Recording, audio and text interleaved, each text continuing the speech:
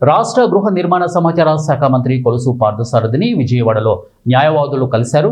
రాష్ట్ర ముఖ్యమంత్రి చంద్రబాబు నాయుడు, రెవెన్యూ మంత్రి, కమిటీ చైర్మన్ అనగాని సత్యప్రసాద్ను కలిసి నూజివీడు నియోజకవర్గాన్ని ఎన్టీఆర్ జిల్లాలో కలిపేలా చూస్తామని మంత్రి పార్థసారథి హామీ ఇచ్చినట్లు న్యాయవాదులు తెలిపారు.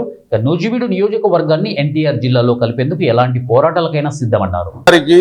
తప్పుడు ఆలోచనతో తప్పుడు వేరే రకంగా ఆయనకి ఇన్ఫర్మేషన్ వెళ్ళటం వల్ల దీని మీద కొంత డీవియేషన్ రావడం జరిగింది.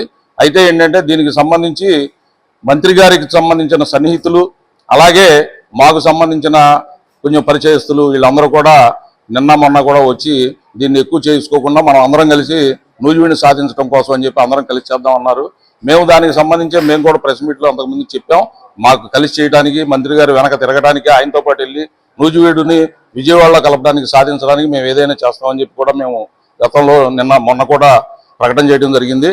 అదే సందర్భంగా ఉదయం ఇవాళ మన మంత్రి గారి దగ్గరికి వెళ్ళడం జరిగింది. ఆయన ఆహ్వానం మేరకు, అలాగే మధ్యవర్తులు తీసుకెళ్లిన దాని మీద వెళ్ళడం జరిగింది.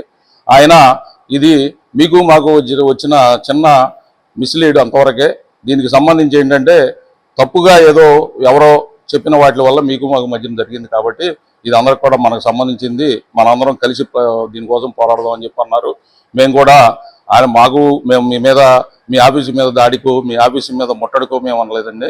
కామన్గా దీన్ని వేరే డివైడ్ చేసి మీకు చెప్పారు అని చెప్పి చెప్పాము. అది కూడా ఆయన ఒప్పుకున్నారు.